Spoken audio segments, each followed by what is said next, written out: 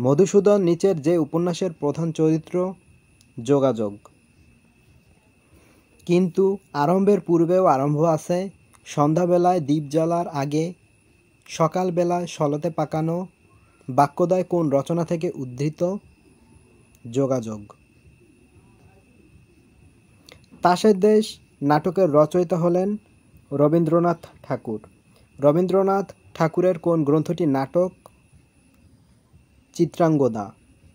বিসর্জন নাটক কার রচনা? রবীন্দ্রনাথ ঠাকুরের রচনা। অর্পণা রবীন্দ্রনাথ ঠাকুরের কোন নাটকের নায়িকা?